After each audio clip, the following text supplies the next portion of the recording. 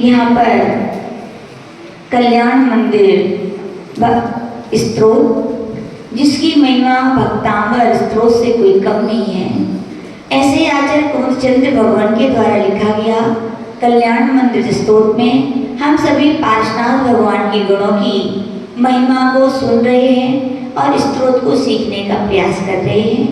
आचार्य कुमुदचंद्र भगवान भक्ति में डूबते ही जा रहे हैं। कैसे हैं? क्योंकि ऐसा कहा जाता है जो जितने भीतर जाता है वो भीतर जाता है। क्या है? जो जितने भीतर जाता है वो भीतर जाता है।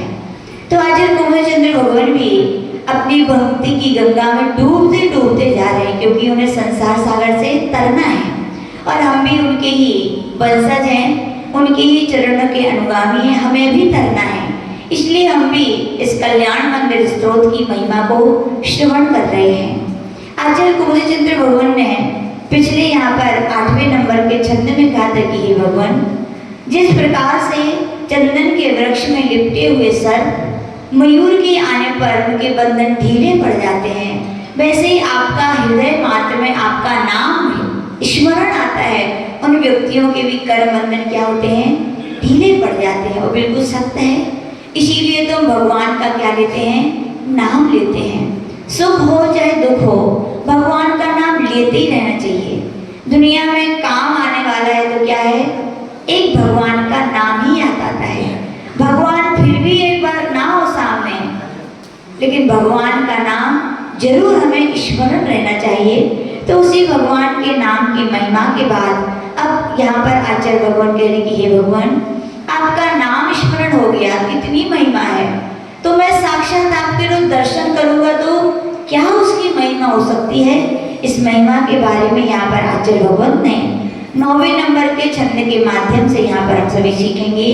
मुच्यंत, चा है ना, उसका उच्चारण मुंह के साथ भी करना है और च्यंत क्या पढ़ना है? मुच्यंत, मुच्यंत। क्योंकि मुच्यंत पढ़ोगे तो पढ़ते नहीं, मुच्यंत तो कुछ होते ही नहीं है। क्या है? मुच्यंत क्या है? एव मनुजः सहसा जिनेन्द्र, मुच्यन्त एव मनुजा सहसा जिनेन्द्र।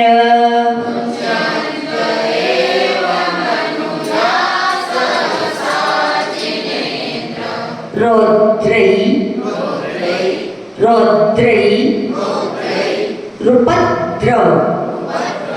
वा वजन के बाद में आधे दा का प्रयोग करना है। रुपद्रव अपनी अपनी कॉपी में लिख लीजिए। रु के बाद में आधा दा, तो क्या पढ़ेंगे? रुपद्रव। क्योंकि द्र संयुक्त अक्षर है, वो आधे दा और रा से मिलकर बना है। चूंकि द्र के पहले पा आया है, उसमें आ स्वर है, ऐसा संस्कृत व्याकरण का नियम होता है आ, ई और उ। यदि ये स्वर रस हो और उनके पीछे यदि संयुक्त अक्षर आता है तो संयुक्त अक्षर का आधा अक्षर है वो आगे वाले स्वर के साथ उसका उच्चारण किया जाता है। तो क्या पढ़ेंगे? रुपद्रव। सतैष त्वयि वीक्षतेऽपि, वीक्षतेऽपि। रौद्रैरुपद्रव शतैस्त्वयि वीक्षतेऽपि।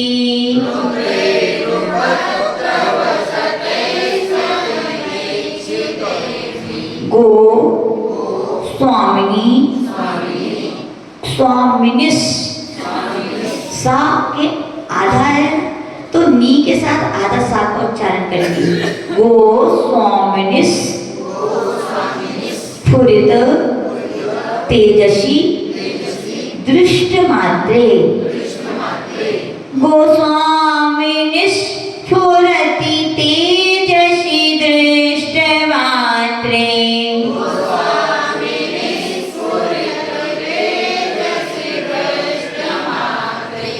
चौरई, चोरी है कि चौरे?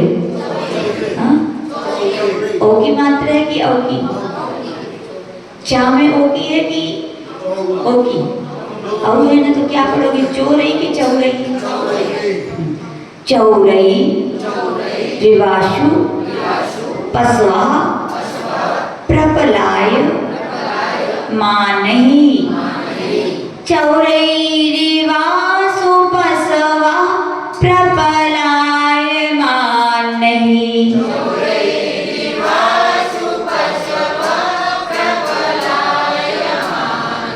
मुच्यन्त एव मनुजा सहसा जिनेन्द्र रौद्रैरुपद्रवशतैस्त्वयि वीक्ष्यतेऽपि गोस्वामिनिस्फुरति तेजसि दृष्टमात्रे। चौरैरिवाशु पशवा प्रबलायमाने।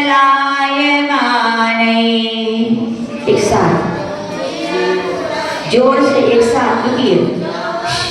अरे अरे, एक स्वर में जोर से। संस्कृत के रूल्स होते हैं, इसका आवाज तो ज्यादा हो लेकिन स्लो मोशन, स्लो होना चाहिए। धीरे धीरे पढ़े, एक एक शब्द का, एक एक मात्रा का उच्चारण, लेकिन स्वर कैसा निकलना चाहिए, तेज। पढ़िए।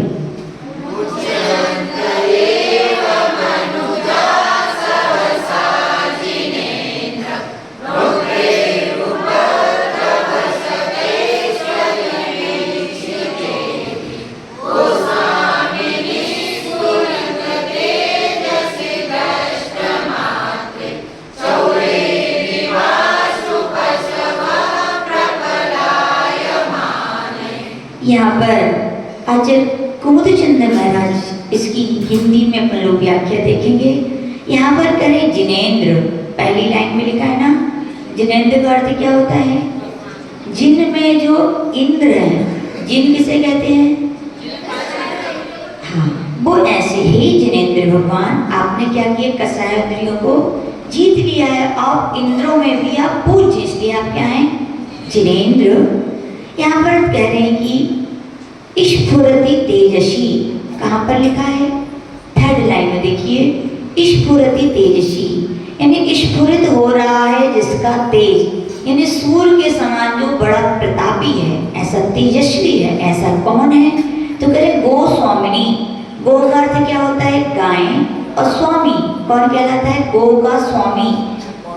ग्वाला भी कह सकते हैं, गोपालक भी कह सकते हैं, गोपाल भी कह सकते हैं, गोस्वामी भी कह सकते हैं। यानी कि ऐसा जो बड़ा तेजस्वी प्रतापी है सूर्य के समान, ऐसा वह ग्वाला।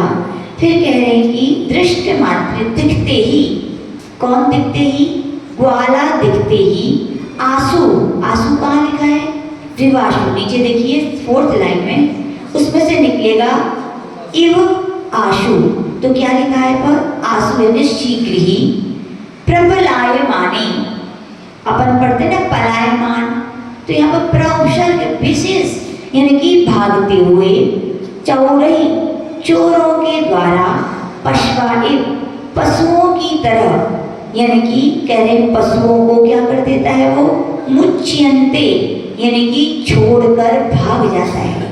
यहाँ पर कहा गया है कि ये भगवान जैसे कोई गो का स्वामी ग्वाला यदि सामने दिख जाए, किसके लिए, चोरों के लिए, तो चोर क्या करते हैं, गो यानी गायों को छोड़ करके भाग जाते हैं। वैसे ही ये भगवान आप, तो ये वीक्षते अपि, आपके दिखते ही, आपके दर्शन करते ही, मनुजा यानी मनुष्य, रौद्री भयंकर, बहुत बड़े बड़े, उपद्रव शतई, सैकड़ों उपद्रवों के द्वारा भी, सहसा यानी कि शीघ्र ही, मुच्यन्ते यानी छोड़ दिए जाते हैं। यानी कि आपका दर्शन करते भी क्या होता है, जितने भी हमारे संकट हैं, कष्ट हैं, वो हमें क्या है, छोड़ करके चले जाते हैं। तो समझ में आया, फिर से देख लीजिए भावार्थ। यहाँ पर उदाहरण दिया गया है कि जिस प्रकार से चोर हैं, गो के स्वामी को देख करके गायों को वहीं छोड़ करके भाग जाते हैं, वैसे ही भगवान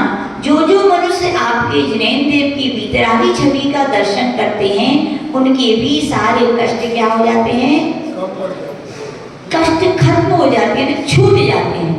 यानी कि कष्ट आप उनके लिए छोड़ करके भाग जाते हैं। तो ऐसा यहाँ पर कहा गया है। यहाँ पर अपन और देखेंगे। पार्श्वनाथ की गुण गाथा सब मिलकर गाओ रे, पार्श्वनाथ की गुण गाथा सब मिलकर गाओ रे, पार्श्वनाथ की गुण गाथा सब मिलकर गाओ रे, पार्श्वनाथ की गुण गाथा सब मिलकर गाओ रे। प्रभुवर की भक्ति ओहो प्रभुवर की भक्ति भव पार लगाए रे, पार्श्वनाथ की गुण गाथा सब मिलकर गाओ रे, पार्श्वनाथ की गुण गाथा सब मिलकर गाओ रे। शूर प्रतापी सा स्वामी देख भाग, शूर प्रतापी गोस्वामी देख भागते चोरनामी, शूर प्रतापी सागो सूर प्रतापी सागो स्वामी देख भागते चोर थनामी,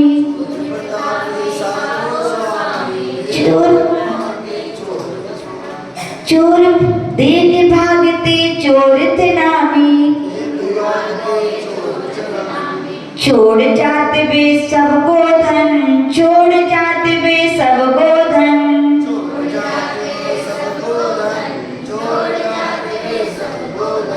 तीन लोक के हे जगपालक, दर्श विरागी है अविनाशक, तीन लोक के हे जगपालक, दर्श विरागी है अविनाशक,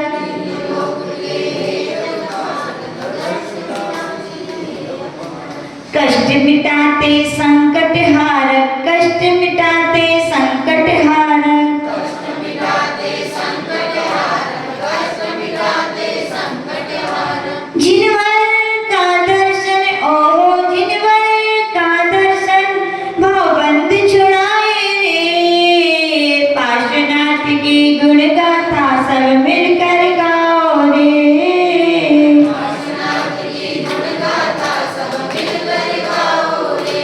इस प्रकार से प्रत्येक छंद में उसकी महिमा और छंद की महिमा को प्रकट करने वाले एक कथानक कहा गया है। एक छंद में भी एक कथानक आता है, यहाँ पर लिखा हुआ है कि एक सेठ था। कौन था ये? न्याय नीति से वो धन का अर्जन करता था। कैसे करता था? यद्यपि कठिन है लेकिन असंभव, क्योंकि यूं कहा जाता है, पूज्य गुरुदेव कहते थे कि अन्याय का कमाया हुआ कितना भी धन हो, ज्यादा से ज्यादा 10 वर्ष, कितने वर्ष बाबूलाल जी? 11वें वर्ष में नियम से वो नष्ट हो जाता है। इसलिए हमारे यहाँ पर कहा गया है कि न्याय का पैसा कमाना चाहिए। कैसे कमाना चाहिए? कमा सकते हैं कि नहीं? कमा सकते हैं, बस इतना है, पेट भरेगा, पेटी नहीं भरेगी और पीढ़ियां नहीं भरेगी। क्या ऋषभ जी? न्याय के पैसे से आपका और आपके परिवार वालों का पेट भर सकता है, लेकिन रमेश जी पेट ही नहीं भरेगी। बस अंतर इतनी है। लेकिन लोगों को आज पेट की नहीं जितनी चिंता है, कितनी है? पेटी की है। पेटी की नहीं है, पीढ़ी की है कि मेरे पुत्र का क्या होगा, उनके पुत्र का क्या होगा। लेकिन वो भव्य प्राणियों जिन्हें देव की वाणी पर श्रद्धान करो, यदि पाप निरोधोन्य संपदा किम प्रयोजनम, अत पापस्रोस्तन्य संपदा प्रयोजनम। पुत्र कपूत तो का धन संचय, पुत्र सपूत तो क्यों भूल जाते हो? याद रखो इस बात को। क्यों पर के निमित्त से पाप की कमाई का कर करके पाप के भार को लाद रहे हो भैया? अपने पुत्रों के लिए पूंजी धन की नहीं, संस्कारों की पूंजी दो, धर्म की पूंजी दो।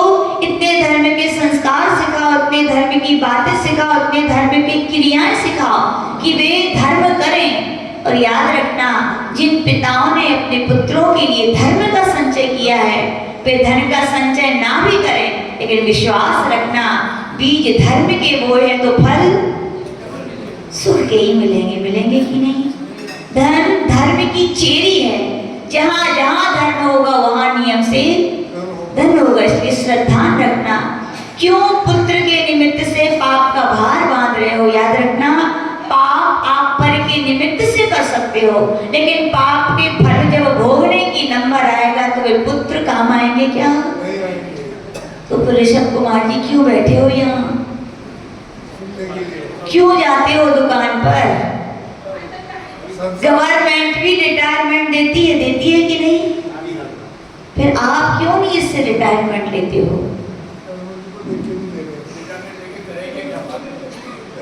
करेंगे क्या? अरे भैया, ये जिनवाणी, ये जिनेंद्र की वाणी इतनी अथाह सागर के समान गंभीर है कि इसमें अवगान जितना करो उतना कम है। अपने आगे बड़े बड़े दिगंबर आचार्य हो गए जिनने इतने बड़े बड़े ग्रंथ लिख दिए, वे तो कह रहे थे समय का अभाव था। किसका था? और आप कह रहे समय नहीं कटत माता जी, ये तो पढ़े हम। रुचि की बात है। किसकी बात है ये? रुचि, श्रद्धा की बात है। यत्रैव हितधीपुंसा श्रद्धा तत्रैव जायते, यत्रैव जायते श्रद्धा चित्तम तत्रैव लीयते। जहाँ जिस व्यक्ति का उपयोग लगता है वहाँ उसकी श्रद्धा है, इसलिए उसका मन वहाँ पर लग रहा है। और जहाँ जिसकी क्या है? श्रद्धा है, वहाँ उसका मन नियम से लगता है, पर रुचि नहीं है। इसीलिए कहा गया क्या करो? रुचि जगाओ। अब उन पुत्रों के निमित्त से जो पाप भी गठरी सिर पे बांध लिए है ना, उसको यही धोते चलो। क्या? यही खाली कर जाओ। धन का आपने संचय किया है, उसका पाप से धुलने का श्रेष्ठ यही उपाय की दान करते जाओ। क्या करते जाओ? दान करते जाओ। और लेकिन अब पाप की कमाई मत करना। कर ली जितनी कर ली थी। और हे पुत्रों, आपको भी कहना है, आपके पिता ने मानते हैं कर्तव्य के नाते खून पसीना एक करके बुद्धू की तरह। हम तो क्या कहेंगे? बुद्धि हो, बुद्धिमान थोड़ी हो। बुद्धिमान तो वे होते हैं, मूछ में आग लग जाए दो जन की तो किसकी कौन बुझाएगा? पहले बोलो। अनिल भैया, किसकी बुझाओगे? स्वयं की बुझाओगे ना। लेकिन आप लोगों ने क्या किया है? स्वयं की मूछ जलती नहीं, दूसरों की जलाने में चले तो हुआ क्या? खुद की जल गई। दूसरों के कर्तव्य के निर्वाह के लिए कितना सारा, चाहे महिलाएं हो चाहे पुरुष हो, पर के निमित्त के लिए कितना सारा पाप का संचय करते हैं कि नहीं? करते हैं। हे पुत्रों, ध्यान रखना, आपके निमित्त से यदि पिता ने पाप का संचय किया है, यदि आप श्रेष्ठ कुल के कुल दीपक हो, तो अपना कर्तव्य निभाना। पिता से कहना कि हे पिताजी, आपने जो संस्कार दिए हैं, मेरे अंदर जो आए हैं, मुझे विश्वास है वो पूंजी मुझे धन का संचय कराएगी। और विश्वास है क्योंकि आपने धर्म के बीज बोए हैं। अब मैं इतने काबिल हो गया हूँ कि मैं खुद अपने पुरुषार्थ करके कमा सकता हूँ। अब मैंने आपको रिटायरमेंट दिया, अब आपकी मुझे पूंजी भी नहीं चाहिए। आपके पास जो धन है, जो आपने पाप करके कमाया है, उसको धोने का यही तरीका है कि आप अपने हाथों से उसका दान कर दो। क्योंकि जब आप ऊपर जाओगे तब जेब भी नहीं रहेगी क्या? कि आप ले जाओ। हम कितने ही सोचेंगे कि पिता की कमाई में जा रहे हैं तो रख दें, वो अग्नि में स्वाहा हो जाएगी, लेकिन पिता के साथ एक फूटी कौड़ी भी। तो हे पुत्रों, आप ऐसे ही कहना, ये मत कहना पिताजी जा रहे हो तो वहां उसका कुछ ज्यादा दे जाइए। तुम्हारा है कहाँ हिस्सा? यदि तुम्हारा हिस्सा है तो तुम्हारे पुरुषार्थ करने में, किसमें है? पुरुषार्थ करने में है। तो यहाँ पर धनपति सेठ था, न्याय पूर्वक धन का अर्जन किया था। कैसे किया था? क्योंकि वो विवेकवान श्रावक भी था। ये क्या था? केवल जैन धर्म नहीं था, केवल जैन कुल में पैदा हुआ नहीं था, वो जैन कुल में पैदा होने के साथ जैन धर्म में जिनेंद्र भगवान ने जो कहा है, भगवान को मानता था तो भगवान की भी मानता था।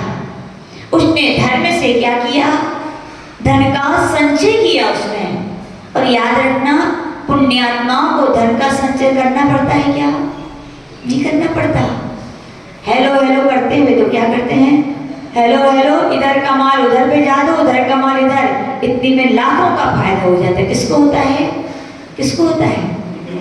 जिन्होंने पहले पुण्य के बीज बोए। बाकी लोगों को तो ये गलत धारणा है कि दुकान पे बैठने से पैसा आता है।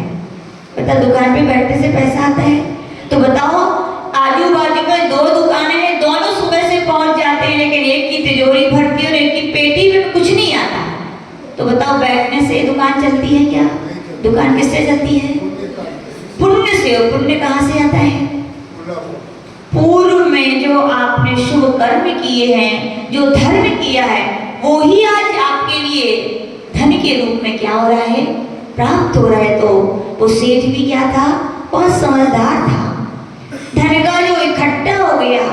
सुधी श्रावक वे होते हैं जो श्रद्धावान भी हैं और विवेकवान भी और क्रियावान भी हैं। श्रद्धा है इसीलिए न्याय पूर्वक कमाया, विवेक है इसीलिए वो सोच रहा है कि अब मुझे इसका क्या करना है? सदुपयोग करना है। और खाली सोचता नहीं है कि दान करना है, दान करना है। लोग जेब में रख के तो बहुत सारे पैसे लाते हैं, लेकिन जब देने का नंबर आता है तो हम लोग देखते हैं वो जेब में हाथ डालते हैं तो देरी लग जाती है। तो हम सोचते इतनी देरी क्यों लगती है? क्यों लगती है विजया जी? बोले वे छांटते हैं अपने अपने नोट को, तो सबको बोलते सबसे छोटो कौन सा है।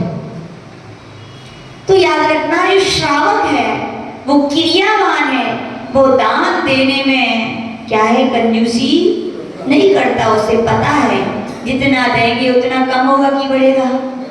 बढ़ेगा। इसीलिए वे श्रावक जो होते हैं वो अपनी कमाई के, जो उत्तम श्रावक होते हैं, कौन से होते हैं? उत्तम श्रावक होते हैं। वे अपनी कमाई के 4 विभाग करते हैं। कितने विभाग करते हैं? और एक विभाग को अपने वे किसके लिए रखते हैं? दान आदि कार्यों के लिए बचा के रखते हैं। सब कुछ खाते नहीं है। एक के लिए अपनी आजीविका के लिए रखते हैं और एक पुत्र पुत्रियों के पालन के, और एक भाग के लिए पूरा खा जाएगा तो अगली बार क्या करेगा? हाँ, ऐसे 4 विभाग करता है। उत्तम है ये श्रावक। कौन से है? या कहें उत्तम दाता है ये, कि 4 अपनी कमाई के 4 भाग करते और एक भाग किसमें देते हैं? वो दान में देते हैं। खराब चला गया क्या? क्या हुआ? आपके बैंक वाले तो क्या देते होंगे आपको ब्याज, जो धर्म से मिलेगा। अनगिनत कहा जाता है, एक बट का बीज बोया जाता है। बताओ, जब बट का बीज बड़ा होता है तो कितने बीज आते हैं? अनगिनत, गिन भी नहीं पाते हो। ऐसी धर्म और दान की महिमा है, वो जानता है। तो कितने विभाग करता है वो? उत्तम 4। कुछ मध्यम भी होते हैं, थोड़े आ गया लोभ, वे 4 नहीं तो 6 करते हैं। कितने विभाग करते हैं कमाई के? 6 विभाग करते हैं। और एक विभाग के लिए क्या करते हैं? वे दान के लिए रखते हैं। और कुछ और थोड़ी लोभ उनका प्रगाढ़ होता है तो 10 विभाग करते। कितने करते हैं? और उनमें से एक विभाग को क्या करते हैं? दान देते हैं। लेकिन जैन धर्म में दान किसको दिया जाता है? हमारे यहाँ पे कहा गया सुपात्रों को ही दान दिया गया दान है। कुपात्र अपात्र को दिया गया दान तो ऊसर भूमि की तरह है। ऊसर भूमि में बीज बोगे तो फलित होगा क्या? अपात्र कुपात्र को दिया गया दान तो कड़वी तुम्बी में रखे गए पदार्थ की तरह है। क्या मिल पाएगा क्या? सही खराब होकर मिलेगा। ऐसे ही कहा गया, कभी कुपात्रों को अपात्रों को दान नहीं देना चाहिए। कहा ही नहीं गया। दान कहा गया तो उसके लिए सुपात्र। कौन कौन से सुपात्र होते हैं? उत्तम, मध्यम, जघन। उत्तम पात्र होते हैं महाव्रती मुनि महाराज। मध्यम पात्र होते हैं देशरति प्रतिमाधारी। और जघन्य पात्र होते हैं अविरत सम्यक दृष्टि, जिसके व्रत तो नहीं है लेकिन जिनेन्द्र देव के भगवान की वाणी में उसे क्या है? अगाध श्रद्धा है। इनको दिया गया दान ही भैया दान है। तो भैया फिर पूछो माता जी, कोई गरीब आएगा तो भोजन कराएं कि नहीं कराएं? कोई इनके अलावा कोई आए तो क्या बीमार है तो औषधि कराएं कि नहीं कराएं? किसी के लिए ज्ञान की या पुस्तकों की आवश्यकता है, दें कि नहीं दें? तो आचार्य भगवान भगवान कह रहे हैं सुपात्र के अलावा आप भूखा है तो भोजन अवश्य कराइए, लेकिन वो आहार दान नहीं है। वो कौन सा दान है? करुणा दान है। कौन सा है? क्योंकि वो सुपात्र नहीं है, उनके लिए दी गई औषधि वो औषधि दान नहीं है, करुणा दान है। किसी विद्यालय में विद्यार्थियों के लिए बांटी गई पुस्तक ज्ञान दान नहीं है, वो क्या है? करुणा दान है। तो दान किसको दिया जाता है? सुपात्रों को। लेकिन जिनेंद्र भगवान के भक्त श्री जिनेंद्र देव की जो पूजन अर्चना करते हैं, उनके यहाँ कहा जाता है श्री की कोई कमी होती है क्या? नहीं होती। याद रखना, जो श्री जिनेंद्र भगवान की पूजन अभिषेक प्रतिदिन करते हैं, श्रद्धा से करते हैं, उनके यहाँ तो श्री यानी लक्ष्मी बरसती है। क्या है? बरसती है। जब इतनी सारी धन संपदा हो गई है, मुनि महाराज कितना दान लेंगे बोलो? देश प्रति प्रतिमाधारी है, उसका भी परिमाण है, वो कितना दान देगा बोलो? बहुत कम। अपने सम्यक दृष्टि भी स्वाभिमानी है, वो भी कितना दान लेगा? बहुत कम। इसीलिए आचार्य भगवंतों ने कहा कि जिसके पास अपार संपदा है वो क्या करे? 7 प्रकार के क्षेत्रों में दान करे। क्या करे? 7 प्रकार के क्षेत्र कहे गए हैं। चैत्य यानी कि जिन बिंब बनवाए, चैत्यालय बनवाए, ग्रंथों का लेखन करवाए, पुराने तीर्थ क्षेत्रों के उद्धार करवाए, और कहा गया चतुर्विध संघ की यात्रा करवाए, और श्रावकों की भी क्या कराए? यात्रा कराए। जिन बिंबों के बड़े बड़े महोत्सव की प्रतिष्ठाएं करवाए। कौन करवाइए? सुश्रावक। जिसके पास धन्य का संचय है, जिसके पास धन्य क्या धन है, वो पुण्यात्मा है। क्या बोलो? जिसके पास बहुत सारा धन है, संपत्ति है, क्या वो पुण्यात्मा है? क्या बोलो? आप कह सकते हो ये। लेकिन ये कार्तिकीय उपेक्षा ग्रंथ में हम कार्तिकेय स्वामी मुनि महाराज से पूछेंगे, हे भगवान पुण्यात्मा कौन? क्या जिसके पास धन पैसा है वो पुण्यात्मा है? तो वे कहेंगे ना, बोले धन का होना तो पुण्य का फल है। क्या है? पहले जो किया था वो आज है, ये पुण्य का फल है, ये पुण्यात्मा जीव नहीं है। पुण्यात्मा जीव तो वो है जो वर्तमान में जो धन पैसा है उसकी ऐसी परिणति, ऐसे परिणाम, ऐसे विचारों की मैं इसको दान में लगा दूं, वो पुण्यात्मा है। ध्यान रखना। इसलिए जितने कुर्सी पे बैठे ना धनपति, अब सोच लेना कि हम पुण्यात्मा नहीं है, लेकिन जब दान करेंगे, उसी क्षण दान के भाव करेंगे तो हम क्या हो जाएंगे? पुण्यात्मा ही। मुबाणा की भव्य आत्माओं, आपका पुण्योदय आया है कि आपके नगर में तीर्थंकर भगवंतों के, आचार्य भगवंतों के प्रतिनिधि के रूप में श्रमणी आरिकाएं पधारी हैं। पुण्यात्मा, पुण्य का फल तो बहुत है, घरों में कोई कमी है क्या? फिर याद रखो, यदि बीज नहीं बोओगे तो क्या आगे मिलेगा क्या? तो याद रखना, ये बीज बोने का अवसर है। साधु संतों को दान देना, या कहें कि पुण्यात्मा होने का अवसर है। ऐसी परिणति करोगी भगवान, जो धन का संचय किया है, एक भी दिन ऐसा ना जाए कि मैं इन साधु संतों के हाथों में एक ग्रास ना रख पाऊं। मेरा इतना दुर्भाग्य तो नहीं है। जरूर देना चाहिए भैया। हमने बताया था ना, पूज्य आचार्य विमल सागर जी महाराज कहते थे कि एक पाव आटे में मोक्ष मिलता है। क्या मिलता है? साधु संतों को दिया गया वो एक गिलास 3 लोग की संपदा को भी प्राप्त करा दे तो कोई बड़ी बात नहीं, क्योंकि उससे तो मोक्ष मिल रहा है। क्या मिल रहा है?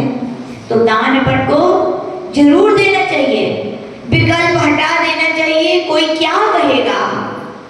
याद रखना, आज तक हम संसार में हैं तो क्यों हैं? पर की विचारधाराओं को के कारण ही। कोई क्या कहेगा इसमें तो सोचते हो कोई क्या कहेगा। जब गलत काम करते हो तब नहीं सोचते हो कोई क्या कहेगा। अच्छे काम में सोचते हो कोई क्या कहेगा।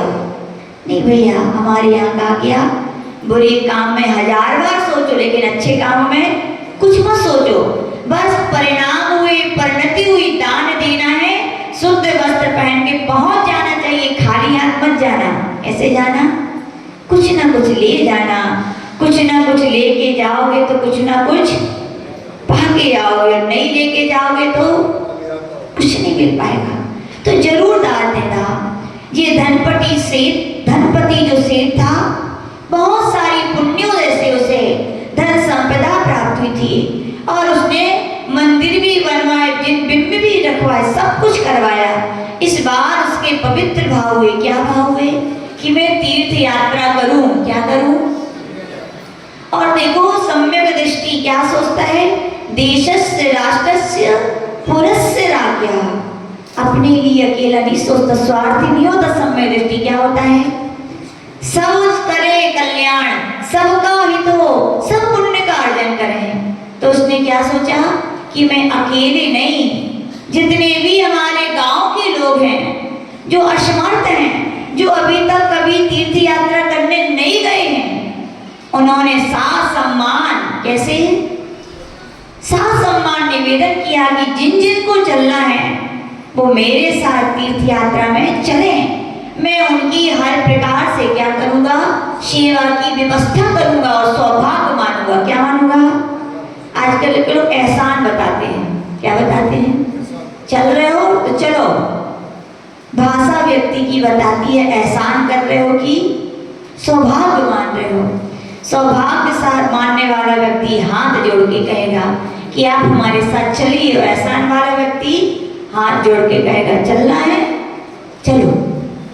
ये भाषा व्यक्ति की बहुत बड़े व्यक्तित्व की परिचायक होती है। सेठ ने तो बड़े विनय भाव से कहा कि मेरी भावना हुई है कि मैंने जो धन का संचय किया है वो इस बार तीर्थ वंदना में मैं क्या करूं? दान करूं। खर्च करूं नहीं, दान करूं। खर्च करना एक अलग बात है, दान करना है। मैं दान इस प्रकार से करूं। सारे नगर में उसने क्या किया और कहा कि निसंकोच चले, कोई को किसी प्रकार की संकोच करने की आवश्यकता नहीं है, निसंकोच चले। मैं बड़ी प्रसन्नता से तीर्थ वंदना आप लोग की कराऊंगा। और उसने ऐसा सब कुछ किया। पहले का समय था, आज के समय में पहले के समय में बहुत अंतर है। पहले लोग शिखरजी जाते थे तो किससे जाते थे? बैलगाड़ी से। कोई गए कि नहीं गए? यहाँ के लोग कोई नहीं गए। ऐसा ज्ञानमती माता जी की जीवन को बताने वाली मेरी स्मृति ग्रंथ है, उसमें उन्होंने लिखा कि मैंने माता जी बनने के बाद तीर्थ यात्रा की तो वो श्रावक थे, बैलगाड़ी से कराने ले गए थे शिखरजी की यात्रा। किसके लिए? माता जी के संग के लिए। तो बैलगाड़ी, घोड़े, पालकियां सब धूमधाम से जाते हैं। ऐसे लगता था बहुत बड़ा समूह जा रहा है, और सब तैयार हो गए और यहाँ से तीर्थ यात्रा के लिए सभी गांव के लोग बड़ी प्रसन्नता से। और सेठ भी क्या था? पुण्यात्मा। ये है पुण्यात्मा। कौन है? कि उसके विचार ऐसे हुए और विचार को क्रियान्वित कर रहा है, क्रिया में ला रहा है। वो सबकी सेवा शुश्रूषा करता, सबकी व्यवस्था करता। पहले दिन का दिन था, सायंकाल पड़ाव पड़ा। रात्रि में विहार वो नहीं करते थे। सायंकाल एक पड़ाव देखा, एक स्थान पर डाला, और वहां पर शेख ने कहा कि सभी लोग शाम का भोजन कर ले, रात्रि भोजन किसी को नहीं मिलेगा। उसके बाद सभी को प्रभु की, गुरु की आरती करनी है, सामयिक करनी है, और फिर विश्राम करना है। ये उसके नियम थे। क्या थे? ये उसके नियम थे कि ये आपको ये करना है, और फिर उसके बाद आप लोग सब क्या करें? विश्राम करें। और मैं सारे लोगों की, सारी सामग्री की रक्षा करूंगा। कौन बोला ये? सेठ बोला। बोले मैं रात्रि भर जब जंगल था मैं रक्षा करूंगा। और सेठ ने श्रावक था, ज्ञानवान था, मंत्र भी जानता था। मंत्रों के द्वारा उसने सारे क्षेत्र को बांध दिया, और वहां पर सब सो रहे थे। और उसने रात्रि में जब सब लोग सो रहे थे तो सेठ क्या करे? तो वो बैठा बैठा नमो निहंताणम, नमो सिद्धाणम, नमो आर्यम, नमो वज्रायाणम, नमो लोय। सारी रात में क्या ये सब नमोकार मन की जाप कर रहा था। जंगल का एरिया था, और जंगल में पहले समय में कौन रहते थे? जानवर तो ठीक है, उसके लिए तो व्यवस्था कर दी। बड़े जानवर, हाँ, बड़े जानवर डाकू रहते थे। डाकुओं ने जैसे ही देखा कि सेठ बहुत बड़े कबीले के साथ, बहुत बड़े धन सामग्रियों के साथ, तो चुराने के लिए पूरी टोली के साथ गए। कहाँ गए? और वो जहां पहुंचे ही उन्होंने दूर से देखा कि अरे यहाँ तो 35, कितने 35 सिपाही पहरेदार हाथ में तलवार लिए पूरे चारों तरफ जहां वो लोग हैं घेरा बनाकर उनकी रक्षा कर रहे हैं। तो चोर ने सोचा कि आज तो अपन चोरी, बोले कल आएंगे, पहला दिन है तो ज्यादा सिक्योरिटी गार्ड लगे, कल धीरे धीरे कम हो जाएंगे। दूसरे दिन भी पहुंचा और उसने क्या देखा, तो 35 लोग थे, उनमें से एक का सिर नहीं था। क्या नहीं था? मैं एक का सिर नहीं था। तो बड़ा आश्चर्य में पड़ गया, ये कैसा है? बोले पहली बार जिंदगी में बिना सिर का आदमी देखा और तलवार लिए घूम रहा है। किसी का सिर अलग हो जाए तो आधा शरीर जमीन पे पड़ गया, ने अनंत नाम सत्य हो गया। लेकिन ये कैसे है कि वो हाथ में तलवार लिए बाकायदा सभी सैनिकों की तरह वो भी उनकी रक्षा कर रहा है। बहुत आश्चर्य हुआ। प्रातः काल हुआ, सेठ फिर अपने आगे बढ़ गए। दूसरे दिन फिर से सायंकाल हुआ, वही भोजन के बाद सबने आरती वंदना की, सामक की, सब सो गए। सेठ अपनी जाप में हो गया और फिर से वे 35 सिपाही क्या करने लगे? उनकी रक्षा करने लगे। डाकू फिर आए तो उन्होंने क्या देखा? अरे आज भी वही है। और उन्हें आश्चर्य फिर हुआ कि ये व्यक्ति फिर भी वही है बोले। और उन्हें तीसरे दिन भी उनको ऐसे ही हुआ। क्या हुआ कि वो 35 लोग उसकी रक्षा कर रहे हैं और एक क्या है, बिना सिर का व्यक्ति है। चोर के लिए क्या वो बड़ा आश्चर्य हुआ। और ये भी आश्चर्य हुआ, उस चोर ने पता लगाया कि रात होती है तो ये 35 लोग आ जाते हैं, और दिन होता है तो पता नहीं कहाँ गायब हो जाते हैं। उसमें डाकू भी यद्यपि है तो इंसान ही, परिस्थितियां व्यक्ति को खराब बना देती। क्या बना देती हैं? परिस्थितियां व्यक्ति को इंसान से हैवान बना देती हैं। था तो इंसान ही, धार्मिक संस्कार कुछ रहे होंगे, उसको बड़ा लगा कि मैं स्वयं जाके सेठ से ये रहस्य पूछूंगा, और बड़ी ईमानदारी से गया सेठ के पास। बोला सेठ, मैं 3 दिन से तुम्हारा पीछा कर रहा हूँ, मैं इस एरिया का बहुत बड़ा डाकू हूँ। खुद अपना परिचय दे रहा है। कौन दे रहा है? मैं तुम्हारी सामग्री को चुराने आता हूँ, लेकिन एक बड़ा नजारा अजीब सा देखता हूँ। आश्चर्य होता है कि 35 लोग रात में होते हैं तो तुम्हारे सबकी रक्षा करते हैं, दिन होता है तो गायब हो जाते हैं। 35 में एक व्यक्ति ऐसा होता है जिसका सिर नहीं होता। क्या कारण है? सेठ जी मुस्कुरा जाते हैं। सेठ जी बोलते हैं, चोर भी धार्मिक हो सकते हैं क्या? बोलो बड़ी बिरदीचंद जी, चोर धार्मिक हो सकते हैं क्या? अरे आपने नहीं देखे, मैं पूज्य गुरुदेव ने देखे हैं। पूज्य गुरुदेव की सबसे ज्यादा भक्त यदि कहीं मिलेंगे, वैसे पूरे विश्व के सब गुरुओं के भक्त होते हैं, लेकिन विशेष भक्ति करने वाले यदि कोई भक्त हैं तो भिंड मुरैना के हैं। कहाँ के हैं? भिंड जिला के। वहां पर आचार्य श्री 1998 में दीक्षा देने जा रहे थे। 11 मुनि दीक्षाएं। कितनी दीक्षाएं? सारे आसपास के शहरों में ये खबर पहुंची कि पूज्य गुरुदेव एक साथ 11 मुनि दीक्षा देने जाने वाले हैं। और यहाँ पर पता चल जाती रमेश जी, तो आपकी क्या भावना होती बताओ? यदि आप मान लो भिंड के निवासी होते, आसपास के गांव के, तो क्या भावना होती कि ये दीक्षाएं कहाँ हो? मेरे नगर में हो। कहाँ हो? सबकी इच्छा थी, इतनी भव्य दीक्षाएं तो मेरे यहाँ हो। चाहे सोनागिरी हो, चाहे मुरैना हो, चाहे भिंड हो, चाहे ग्वालियर हो, आसपास के सब लोगों ने पूज्य गुरुदेव से प्रार्थना की, गुरुदेव ये दीक्षाएं हो तो कहाँ पर हो? हमारे नगर में हो। और ये दीक्षाओं का समाचार उड़ते उड़ते उड़ते मालूम कहाँ पहुंचा? पूज्य गुरुदेव वही भिंड में की क्षेत्र है बरासो। क्या है? बरासो। जैसे आपके यहाँ जी बनेड़िया जी है ना, क्या बोलते हैं यहाँ पर, बड़नगर के पास क्या है वो, बड़ेड़ी तो बोलते हैं, उड़ के आया था मंदिर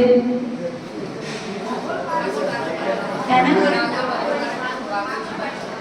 अरे ये बड़नगर के पास है, इंदौर के पास बनेड़ी जी तो है, आप लोग नहीं गए। अजितनाथ भगवान का यूं कहते हैं कि उड़ के आया था। ऐसे ही बरासों के लिए अतिशय क्षेत्र कहते हैं और कहते हैं कि वहां के मंदिर को एक रात में देवों ने बनाया था। कितनी रात में? नहीं बनेड़ी जी है, हम लोग होके आए। तो बरासो तो अतिशय भारी क्षेत्र है। आज जी वहां पर विराजमान थे तो ये खबर बरासो ने चंबल की घाटी, इतिहास खोल के देखोगे तो चंबल फेमस है तो किसके लिए? डाकुओं के लिए। ये खबर वहां के डाकुओं को भी मिल गई। क्या मिल गई? कि पूज्य गुरुदेव दीक्षाएं देने वाले हैं। एक दिन की बात है, आचार्य जी बैठे हुए थे अपने कक्ष में लिख रहे थे।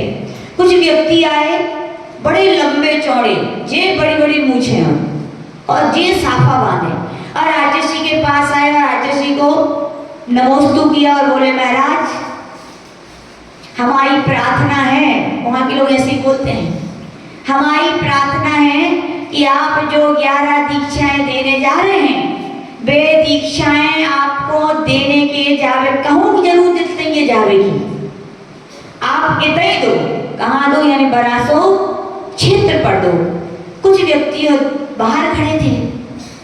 अब वो व्यक्ति 5 बात कर रहे थे और आचार्य जी कुछ बाहर खड़े थे, वह जी कुछ इशारा कर रहे थे कुछ बताने के लिए, लेकिन आचार्य जी का वहाँ उपयोग गई नहीं। तो व्यक्ति बात कर रहे थे, महाराज जो आप कहोगे वो व्यवस्था हम यहाँ की बना के देंगे, लेकिन आप दीक्षा दोगे तो कहाँ दोगे?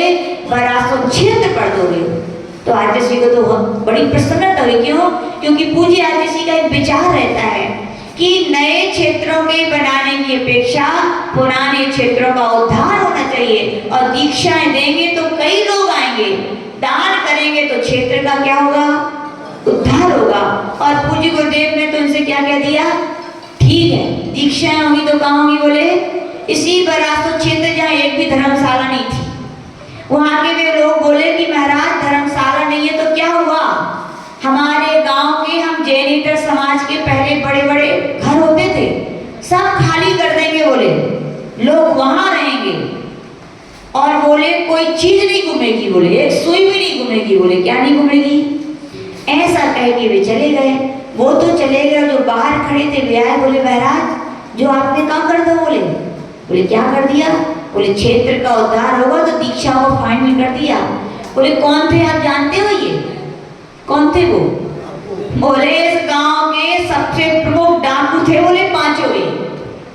आजी बोले अच्छा, तो बोले अब तो हमने हो कह दी साधुओं के वचन खाली, बोले कह दिया, और हमें विश्वास है कि वो क्या करेंगे? व्यवस्था करेंगे। और बाकी में आज हम लोग तो नहीं थे उस समय, हम लोग का तो 2001 में संघ प्रवेश हुआ, 1998 की बात है। बोले उन डाकुओं ने, गांव वालों ने ऐसी व्यवस्था थी कि शहर वाले क्या करते, पानियों के टैंकर खड़े हैं, फलों की ट्रॉली, और बोले हमें पता है बनिया हमारे यहाँ को दूध नहीं पिएंगे, तो अपनी भैंसें लाके खड़ी रख कर दी कि आप लोग दूध लगाओ और महाराज को पिलाओ। बोले कोई व्यवस्था में कमी नहीं थी। एक दिन की बात है, लड़का गुम गया। कौन गुम गया? जैन समाज का लड़का गुम गया। अब क्या करें, सब लोग घबरा गए। तो वे डाकू आके बोले महाराज चिंता मत करो, हम लेके आएंगे सही सलामत। डाकू, एक डाकू दूसरे डाकुओं को अच्छे से ना समझे तो किसको समझे? उनको तो पता था दूसरे डाकुओं का डेरा कहाँ है, गए और वहां से उठा के ले आए। कहने का तात्पर्य डाकू भी क्या होते हैं? धार्मिक होते हैं। परिस्थितियां उन्हें खराब बना देती हैं। और जो डाकू थे पूज्य गुरुदेव से बोले पूज्य गुरुदेव आशीर्वाद दीजिए कि ये डाकुओं का हम अब छोड़ें। और तो कहा गया स्वयं पुलिस वालों को बुला करके उन्हें अपने भर्ती करवा दिया था जेल में। ऐसे होते हैं डाकू भी, धार्मिक होते हैं। ऐसे ये धार्मिक था। उसने पूछा कि ऐसा क्या है? तो सेठ मुस्कुराए और बोले हमारे यहाँ के दिगंबर मुनि महाराज होते हैं जो साधना के हिमालय होते हैं, जिनकी वितरागी साधना में, निष्प्रही साधना में, निरी साधना में बहुत ताकत होती है कि उनके अंदर बहुत सारी रिद्धि सिद्धियां होती हैं, और हम भक्तों को भी वे दे देते हैं। क्या दे देते हैं? बोले हमारे लिए भी हमारे दिगंबर गुरु महाराज ने क्या है, इस काव्य का, कौन से? कल्याण मंदिर मंत्र स्तोत्र के 9वें नंबर के काव्य की जो माला है, ओम ह्रीं अरण्यो विषहर विष विनाशयाणम सम्मिन्न सोदाराणम ओम ह्रीं सर्पोद्रव हरणाय श्री पाशना जिनेन्द्राय नमः।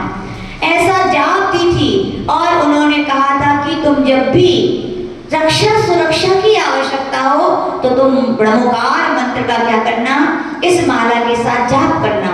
बोले मैंने 12 वर्ष तक जाप कर रहा हूँ। कब से कर रहा हूँ भैया?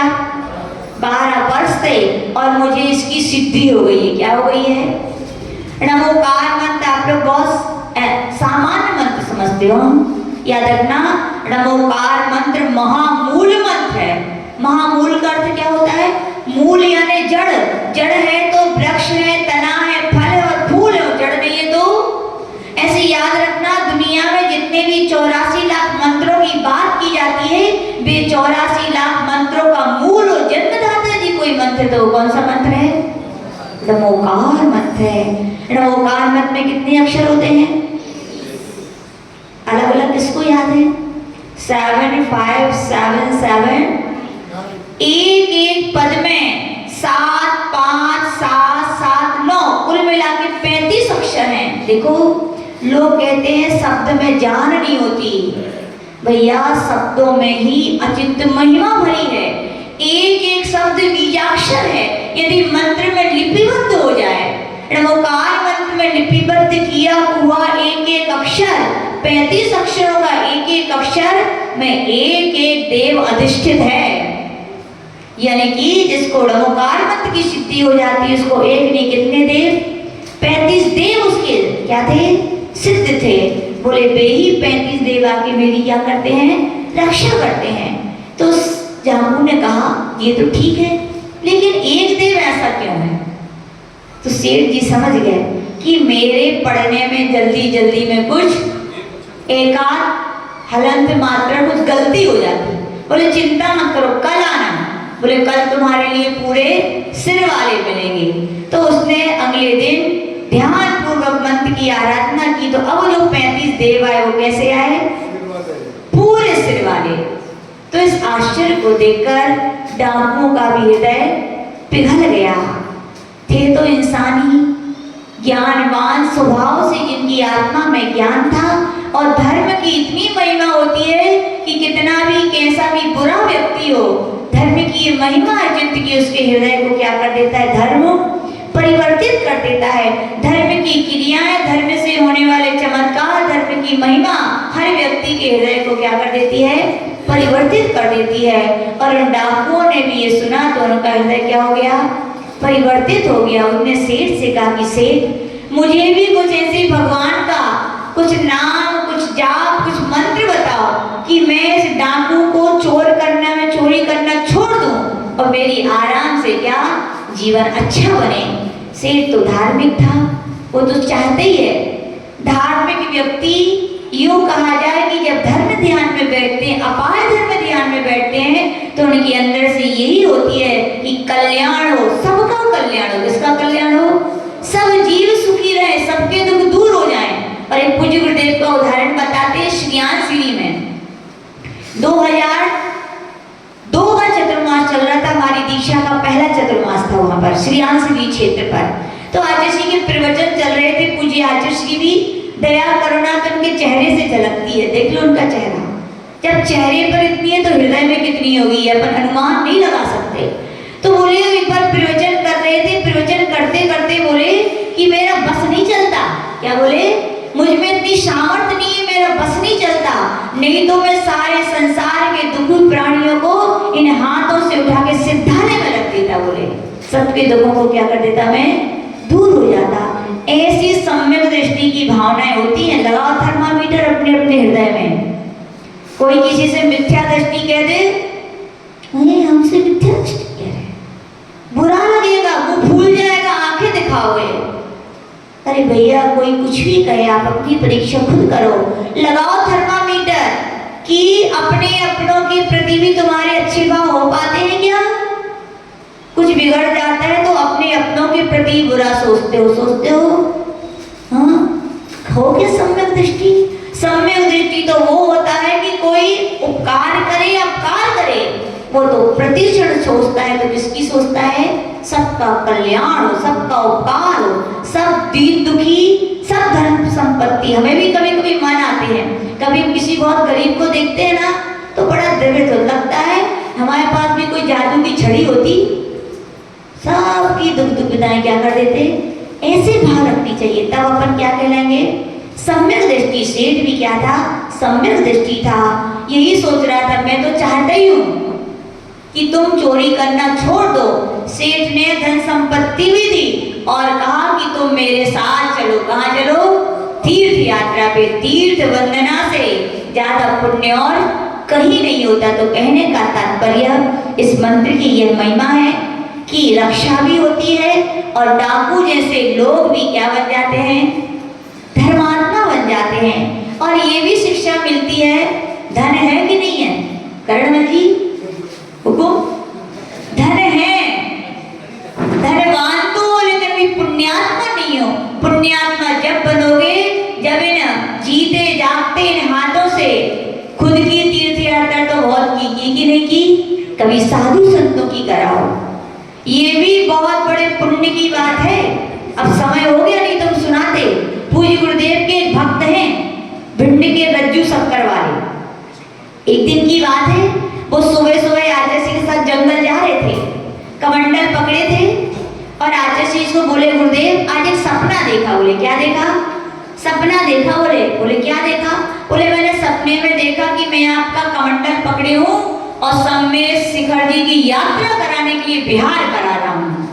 तो गुरुदेव ने उनका चेहरा देखा। बोले रज्जू भैया, शब्दों के लड्डू से पेट नहीं भरता, शब्दों का पानी प्यास नहीं बुझाता, और सपने कभी साकार, सपने से कभी पुण्य नहीं मिलता, साकार होने चाहिए। तो समझ गए। बोले गुरुदेव आप चलेंगे क्या? बोले आप ले चलोगे तो चलेंगे। वो गए अपने घर, परिवार वालों से पूछो। परिवार वाले भी देखो ऐसे होने चाहिए। सबने पुण्यात्मा जीव का पुण्य उदय आता है, एक साथ जिन्होंने पुण्य कर्म में बांधे हुए एक साथ फल है, सबकी भावना हुई। बोले हम भी चलेंगे, हम भी चलेंगे। कहाँ चलेंगे? यात्रा कराने के लिए। सारे परिवार के लोग पूज्य गुरुदेव के पास आए और श्रीफल चढ़ाए कि आचार्य जी अगले महीने इस डेट को शुभ मुहूर्त में हम लोग भिंड से क्या करेंगे? सम्मेद शिखर जी के बिहार की यात्रा का प्रारंभ करेंगे। और पता है एक महीना पूरा नहीं हुआ, देखो यात्रा का फल बता रहे हैं आपको। अभी यात्रा प्रारंभ नहीं हुई, यात्रा प्रारंभ भी नहीं हुई थी और रज्जू शंकर वाले भैया आए और गुरुदेव से बोले गुरुदेव मुझे विश्वास नहीं हो रहा है। बोले मैंने एक दिन एवरेज बनाया था कि इतना इतना खर्चा होगा यात्रा में। बोले मैंने तो एवरेज ही निकाला और अभी यात्रा प्रारंभ भी नहीं हुई, शक्कर के भाव इतने बढ़ गए कि पूरा खर्चा अपने आप निकल आया। बोले देखो ये केवल भाव बनाए, अभी यात्रा प्रारंभ की क्या सोचिए। भाव बनाने का जब साक्षात ये फल है तो हम तो यही कहते हैं हर व्यक्ति को भाव रखने चाहिए। क्या रखने चाहिए? कि हम भी क्या करें? यात्रा करें और यात्रा कराएं। जरूरी नहीं है सम्मेद शिखर जी की, आप तो यहाँ से अंधेश्वर की करा दो। एक कौन सा क्षेत्र यहाँ बाजू में बड़ी पारसनाथ, वहां की करा दो।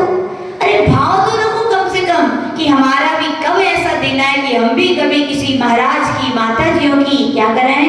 यात्रा कराएं। या जो गरीब हमारे धार्मिक समाज के लोग हैं उनकी हम क्या कराएं?